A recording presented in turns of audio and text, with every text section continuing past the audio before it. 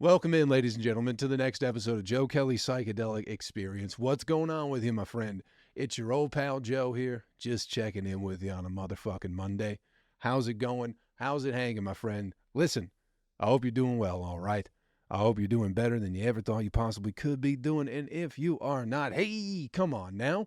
That's A-okay. But might as well get your shit together. What the fuck else are you doing?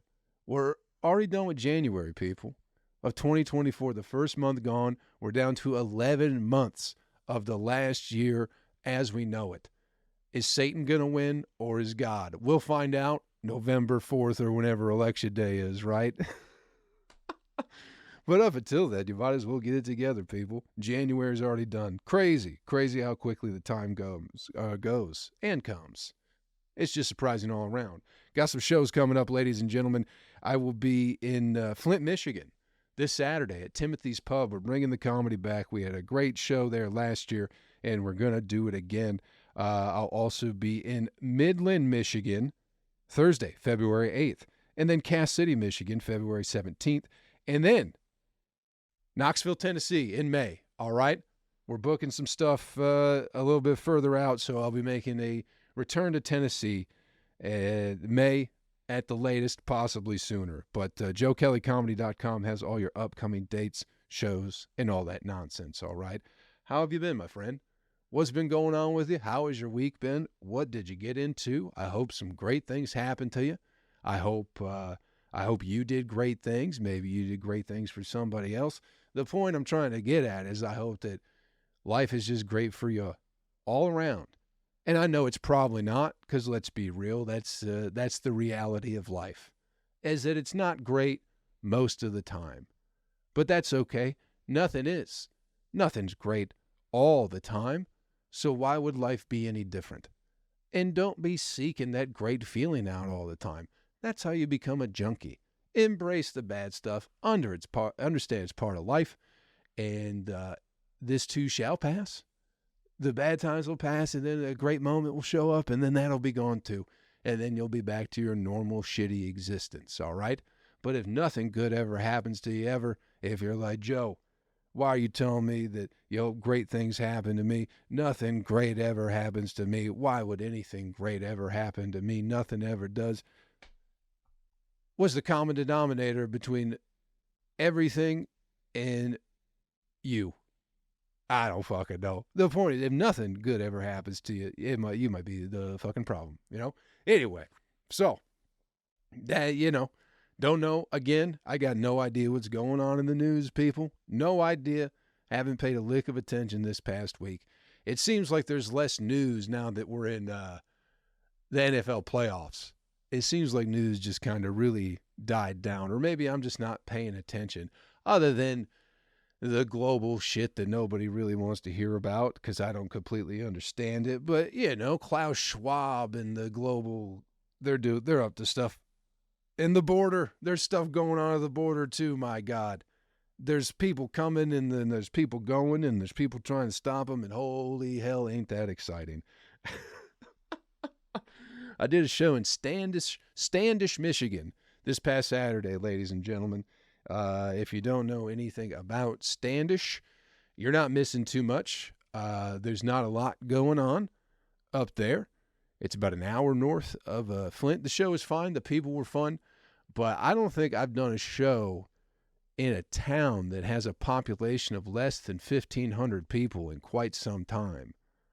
And the show was pretty lightly attended, but it's because there were two other things going on in Standish. There was a karaoke night, and then it was I don't know, the Jell-O auction. People made stuff from Jell-O, cakes and other kinds of desserts, and maybe they put some fruit in the Jell-O, and they were having some Jell-O auction. Something like that. So that's what we were competing with in Standish, Michigan. How many people live in your town? That's the question. It's, I've been to some small, it's just been a minute. It's been a minute since I guess I've done comedy in that small of a town, I still consider Flint a relatively small town, even though the population is 100,000. But, just in comparison to a lot of other places, you know. It's like 1,500 fucking people. And there's like one cop in the whole town. This lady was telling me after the show that, because I mentioned that, I forget how it came up, doing crowd work, people. I'm out there fucking jack of all trades, all right? You need somebody to work clean, dirty, work a crowd. Fuck, dude, I'm doing it all out there. But it came up that they probably don't have a lot of cops in the town. And a lady after the show mentioned that, yeah, there was one night somebody was driving their tractor with a generator down the main road. And my first question is, was the generator running the tractor? Because if the generator is running the tractor, what the fuck you calling the cops for on a guy just trying to get somewhere and maybe not having the accessibility to do so other than using a generator and a tractor? But I guess that wasn't the case. He was just moving the generator from one place to another on a tractor, which even then, who are you to be fucking calling the cops? His mom probably fucking, her basement's flooded. She's swimming in the basement. He's trying to get the generator over there to kick the sub pump on. And you fucking call the cops on this man and let his mother drown or children freeze. All because you go, oh, that looks suspicious to me. Mind your fucking business, people. But the great thing about Standish is, even if you call the cops, maybe it's 10 o'clock, 11 o'clock at night, they might not be able to give you a call until tomorrow morning around 8 or 9. So whatever issue you're having, it's better to either deal with it yourself or just ignore it because, cop's in bed. He can't work all the time, and there's only one. There's probably a couple more, but they take time off up there in Standish, And, I mean, honestly, what's the most amount of trouble 1,500 people could cause? What are you going to do, burn the town?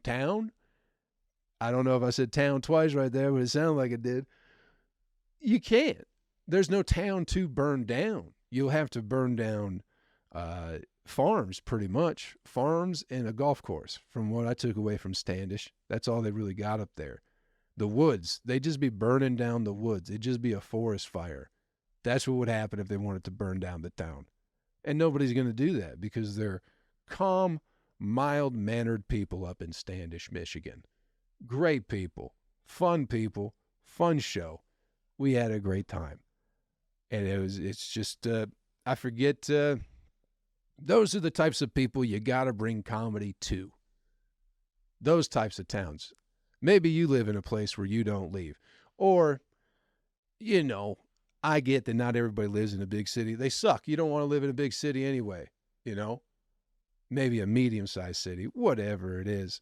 But if you live close enough, or if you're dedicated, like people go to bigger cities for concerts or like comedy shows, Like going back to Nashville, if there's a show going on in Nashville and you live in Murfreesboro, which is about 45 minutes, an hour away, you'll probably still go to Nashville to see the show.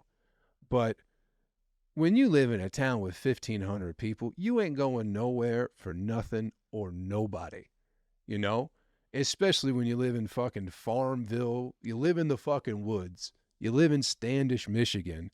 Really, the closest city you're going to get to see like entertainment is going to be Detroit. And if you live in the woods, you just ain't fond of the types of people in Detroit. That's all. Not, you know what I mean? Not, it's city people. That's all I'm saying. Just people in the city. You like to live in the woods, mind your business. You don't like the ruckus of a city. So you got to bring the people the entertainment, Especially when you're a nobody like me. You go to the people. You go to the fucking people who didn't have the Jell-O to make and whatever other fucking event they had on. The concert, the karaoke night. You get the people who have stage fright and the people who got no cooking skills at all. Those were the people who were at the comedy show last night. And they were fun. They were great. Small town living, good people. Who don't want to live in the woods? Ain't that the dream anyway? Ain't it the dream to just have peace and quiet? I don't trust anybody over 40 years old who's still like, if you live in this city, in a big city, because like you're working and that's your life, But I don't trust anybody who gets to a certain age who says they like, you know what I mean? Like they do stuff. They like going out. They like the vibe of the city. Those people are out of their minds. They're mentally unstable to never want peace and quiet, especially after you've lived in it forever. Just seems absolutely insane to me. But maybe if it's all you ever know, I guess it makes sense then. But not for me. Who wants to live in the city? Those are going to be the first places, the easiest places to get locked down when martial law comes to America. That's the other aspect of the people Standish. They ain't worried about nothing. No one's going to go looking for them, because if you go looking for people in Standish, you're probably going to find some trouble. Amongst themselves, they're fine. They know what people in Standish are about. They're relaxed. They're chilling. But there's a reason these people live in the fucking woods and don't want to go nowhere, people. You know? So if you show up and try and take over their town, whoo-wee, you're going to be in a lot of trouble. You're going to be in a lot of fucking trouble. You think the guy with the generator on the tractor don't have a few other toys? So, point being, living in the big city, yeah, that's where you're going to get locked down and probably get thrown into internment camps. It's coming. They'll make them real. The cool thing about America and the propaganda machine that we offer is anything, they'll make it real sexy, the internment camps. You know what I mean? They call them smart cities, where you ain't got to go nowhere. You never have to leave. And the truth is, you probably can if you wanted to. But, you know, it'll be an internment camp with like Roku TVs and Starbucks and definitely Jersey Mike's.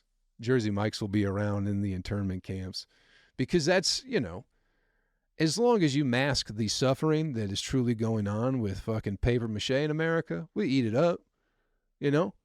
Put some streamers on those internment camps. Let people have fucking gender reveals. You can't go more than 15 miles, but they'll go, fuck, this is the land of the free, home of the brave.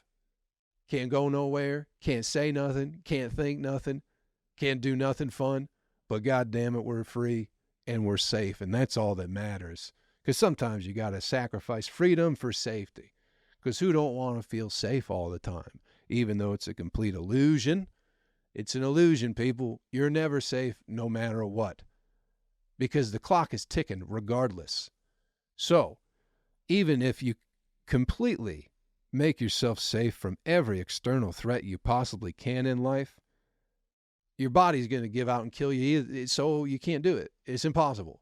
The internal threat of your heart stopping, or, you know, your brain just for some reason just deciding it wants to bleed today for no fucking reason. So fuck safety. That's all I'm trying to say. Fuck safety. Safety is also how they keep making laws. And they can't prevent you from doing dangerous things anyway. They can just catch you in the act and then fine you. That's all the whole fucking game is, people. So, the point of all this is live in the fucking woods.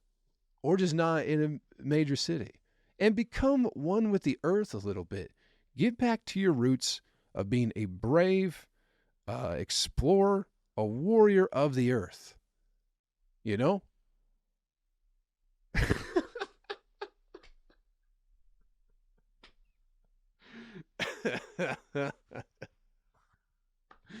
I don't even know what that means exactly, but I think you guys get it.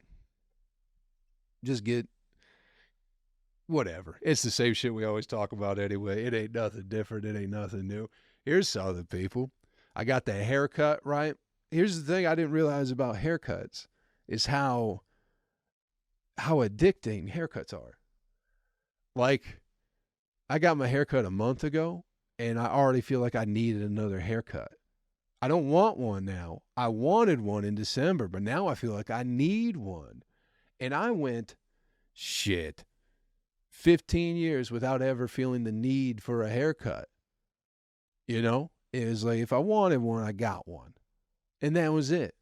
And sometimes I felt like I needed it, but that urge I could overcome, usually by laying down and not feeling that motivated to get a haircut.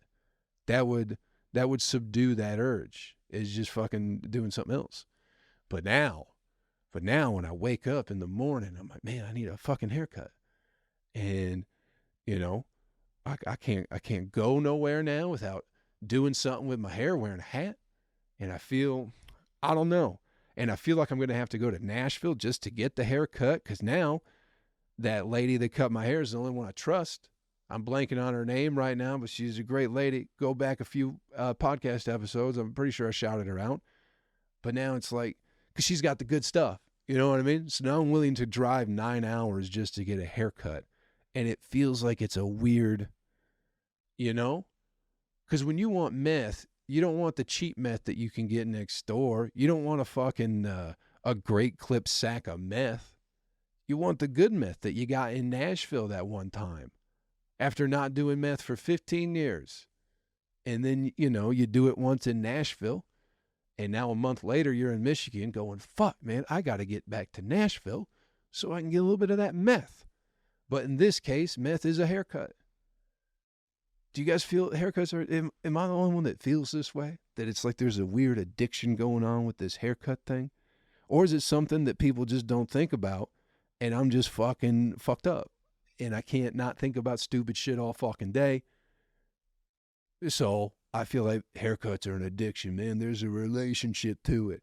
And it's like, maybe I should just go for a walk and quit smoking weed and thinking about my fucking hair all day.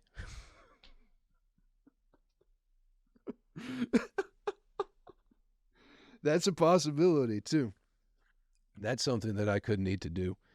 But it seems, to me, it just seems like there's this weird addictive behavior now with a haircut.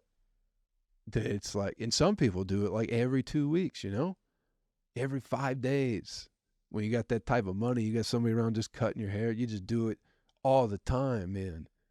But I don't know if there's a program for this type of thing, or if there's like a group where we could just sit down maybe once a month and talk about how we feel about our hair and what cutting it actually does to us and the repercussions of constantly feeling the need to cut your hair. And maybe we can brainstorm some ideas of things that we can do with our time other than getting haircuts. Just a thought, in case anybody wants to join. Maybe we'll start a Discord group, and then we'll, and then once a year, we'll do a seminar in Miami, but everyone's got to pay like $6,000. But it'll be catered. It'll be catered by fucking Kroger Deli. I want all that $6,000, Anyway, what's the other thing? I can't fucking remember. Dude, it was, there's a lot of old people at the YMCA here in Flint. There's a lot of old people at all the YMCAs. But I've noticed, and I think my grandma does this too, but there was a few old people that get text messages, like have a full-blown ringtone for their notification when they get a text, and they don't turn that shit off. Like, there's these old people at the YMCA, and they'll get a text, and their phone is like the best of Dean Martin, like the whole fucking album for the ringtone. Like, it just keeps playing and playing, and they don't know how to find the button to turn the ringer off, and half of them have it. Some of them still got the fucking flip phone where they open it up, but it still fucking plays until you click OK on the text. I don't fucking know. But why are we allowing old people to have... Dude, if an old person is... No one's going to text an old person an emergency. Like, you might text somebody like, hey, I'm in trouble, I need help. But you're not going to text... If you're kidnapped, the last person you're going to text is an old person. Because by the time they figure out how to even open the fucking text, you're not going to have a head, and you're going to be in the fucking swamp somewhere. So I don't know. And who's texting an old person at 12:30 p.m. over and over and over again? Just call them. It's absurd to me that we give these elderly people these fascinating pieces of equipment that either A, we don't teach them how to use, or B, we do, and they just don't fucking get it. You know, why is Crazy Train playing when, you know, your grandson's texting you happy birthday? Why is the whole song playing all the way up? Don't they know what vibrate is? I understand their hearing is gone, so maybe that's why the ringtones are so fucking loud. But phones vibrate. They can't feel that. Have they lost all sensation? Or is it a thing where, like, people, some old people, they're so goddamn old that if something vibrates on their leg, they'll just start pissing themselves because it will feel like the sensation of their bladder going, and they're like, oh, I guess I'm pissing now, and they'll just start pissing, and then they piss all over their phone, and then you got to get a new phone. So then that's your, like, maybe you're like, hey, let's turn it off vibrate, and you can just listen to Crazy Train and Dean Martin all fucking day. What the fuck is going on? Also, just old people at the gym in general. I'm tired of it. I could do without them. They're in the way. They don't really do anything, you know? And that's fine. I get that you're old and you just come in here to sit in the hot tub and talk to the boys, you know? You talk to the fellas and you just sit in the hot tub because you're old and your body don't work. So, you know, you're like, I'm going to the gym, but really you just sit there and, you know, fucking come in the goddamn hot tub or whatever it is. But I just hate how they're in the way. And I know we're supposed to respect elders, but maybe there's a place for them, you know? Maybe there's like a special home where they could all go to, and maybe they have a hot tub there that they could all deal with. I don't know. That's just a thought. Just a thought that maybe instead of allowing old people to be a part of society where they just really don't really contribute too much anymore, you know, they're not really working. They're just using our resources in the way on the roads. Most of them shouldn't be driving. You know, they only go to 2 or 3 places. So what if we just put those 2 or 3 places in a singular home along with a hot tub from the YMCA, and we just put all the old people in there? And I know you're like, well, who's going to take care of these old people in this home? And it's like, we'll have, I don't know, maybe like some McDonald's workers who got fired. Maybe we'll put them in scrubs, and not enough to take care of all the old people, but just a few, you know, some that have anger issues and problems with their temper and abusive, some of those types, you know, because you got to keep them in line. You can't have someone who's going to be nice to the old people, because then they're going to be fucking in the hot tub. So you got to keep them in line. So you got to have somebody who's willing to fucking smack the shit out of an old person and push them out of the bed. But this is just an idea. Nothing like that, I think, exists now or will ever exist. But, you know, they're just in the way. And if we just put them on just a big old giant home somewhere, I think it'd be a good idea. Hey, let's take a quick break, check in with our sponsors, and we'll be right back with more Joe Kelley Psychedelic Experience, all right? Thanks for being here, everybody. This episode of the podcast is brought to you by our good friends over at Magic Mind.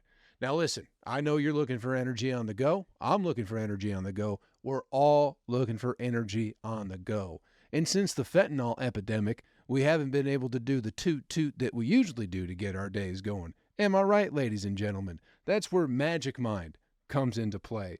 Not only will it give you energy, but it's also cleaner energy than the toot-toot and the coffee. And the great thing about this is, look how small that shit is. It's on the go, people. How much energy do you really need to get yourself going? Do you need a 16-ounce Red Bull? Do you need a 24-ounce Red Bull? You don't. All you need is 2 ounces of energy, and that'll get your day going. Statistics that I have made up shown that all you really need is about 2 ounces of energy to feel great, to get your day going, to feel not only energized, but clear-minded, thoughtful, calm, all that and more inside this little bottle of Magic Mind. Go to magicmind.com, use the promo code KelleyComedy20 at checkout, and you'll get a month free when you sign up for a 6-month subscription. Give it a try, people. They've been wonderful to the podcast. I hope you've been wonderful to them as well. There's a link in the description of the podcast, but magicmind.com, promo code KelleyComedy20 at checkout, and save you some bucks while having a little pick-me-up, all right? Let's get back to the podcast, shall we? Welcome back to the podcast, everybody. I hope you enjoyed that brief message from our wonderful sponsors here at Joe Kelley's Psychedelic Experience. Shout out Magic Mind, baby. Shout out Magic Mind. Here's something I've been thinking about, people, because being back in Flint now for a little over a month now, it's been interesting because I don't know. I haven't been around like everybody, family and friends like this frequently or this long since I left, really. But I don't know, man. It's weird when you grow in a different direction that other people don't. Or some people don't even grow at all, So I think in a lot of other people's eyes, like they know me from when I was 21 and left, and maybe even before that, people have these ideas of who you are, and then they just keep you in that box for all of eternity, But I don't know. And maybe it's people who do go through change and progress and just, I don't know, just different life experiences than the same thing over and over again. Maybe they're more open to people changing or being different or growing or something like that. They understand that people aren't the same they've always been. But I think when you don't ever leave your town and nobody around you does either, they stay the same, you stay the same. So it's not even an idea that anybody would ever change, because for the most part, a lot of people, when they don't move or they don't do anything different, that person that they're looking at and going, you're the same person you were when you were 21. In that case, they're not wrong, It's just interesting being back, I guess, and just seeing people not change and when I feel like I have, and it's almost like sometimes people, rather than embracing change that you're going through, there's some people around that just cling to that idea of what you used to be. Because if they haven't changed at all and you have, maybe they feel like, I don't know, they're less than, that they missed out on something, but they'd rather just, I don't know, man. It's a weird thing to kind of see. And people just not being able to embrace it or even be interested in it, It's wild. Dude, it's wild to me how nobody around really seems interested in what I've been up to, what I've been doing with myself. Like nobody. It's fucking absolutely fascinating to me. Not that I'm some super interesting person or anything like that. And, but people just really don't care. It doesn't seem like it. So it's interesting being back, man. It's been a weird experiment up until this point where, yeah, man, it's wild. It's wild coming back here. And no one seemed to be interested in what I've been up to or what even I got going on or what my ideas are or what I'm thinking or just being back here. No one even seems interested. But people got their own shit going on. I'm not fucking playing a fucking fiddle for myself over here. But what do you do in those situations where you feel like you've grown and maybe some other people haven't, and they also aren't willing to accept that you have or even interested in the person you've become. It's pretty neat. I don't know if it's neat. It's whatever. Just something I've been thinking about, people. Good Lord. Let's get you the animal video clip of the week and get you on your way. This is the shortest second half I think we've ever had on this podcast. This video was a fun one. Dude, I don't know if it's just the internet that I see a lot of it, but Asian people are fascinated with zoos, I feel like. There's always a lot of, maybe Asian people are just the least cautious at zoos, and that's why there's so many videos of them out there getting snatched up by tigers and shit like that. But this one was fun because, I don't know, I would never think a koala bear would be a vicious animal. But I know all animals have the potential to be vicious, so I would keep that in mind if I ever encountered a koala bear. But, dude, it's these Asian people got their kid, and they're probably in Australia or something like that. All they know from koala bears is that what I would assume too is that they're cute and cuddly, and they don't want to cause harm to nobody, and they just like hugs. They just like hugs like everybody else. But these two parents are just standing by with their kid, and this koala bear is like not necessarily charging, but not walking up to this kid. It's moving to this kid with some swiftness, and everyone's real excited. What better moment to capture on your camera than your child encountering a koala bear for the first time ever? Isn't that a beautiful moment? Won't that be something to send back home and play for, the grandparents in years to come?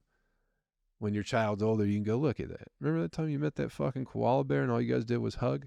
Didn't happen, folks. This fucking koala bear grabbed that little fucker's legs and was trying to maul that little son of a bitch, and it is absolutely wonderful. Pay attention to your children. Everybody goes, I would never let anything bad happen to my kids.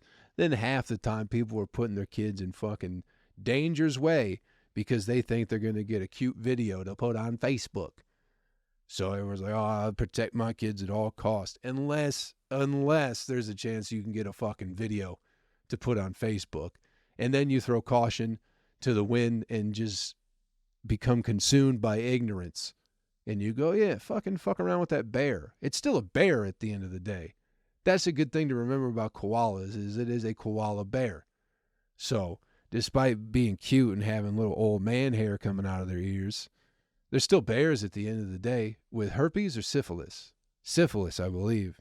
So not only did that kid get attacked by a koala bear, he got fucking syphilis before even, and not even the fun way, not even the good old fashioned way. Meeting a nice young gal that you fall in love with, and it just so happens that she has syphilis.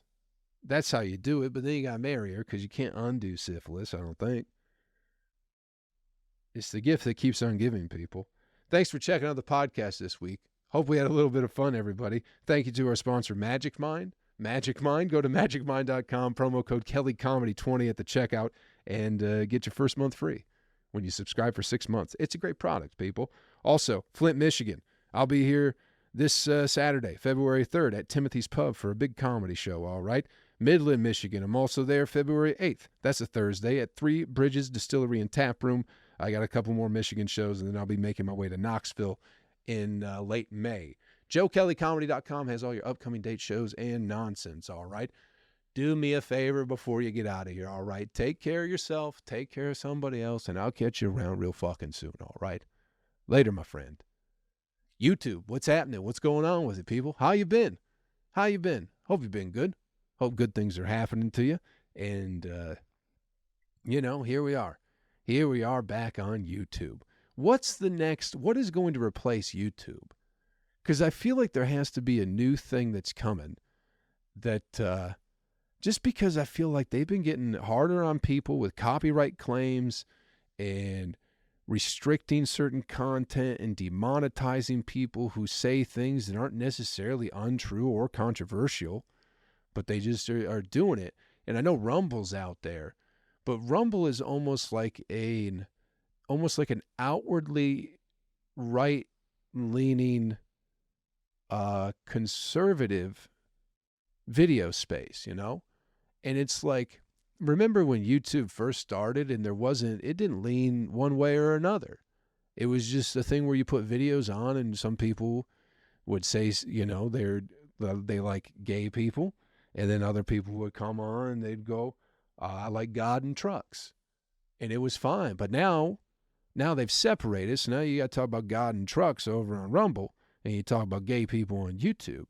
But there's got to be a new thing, right?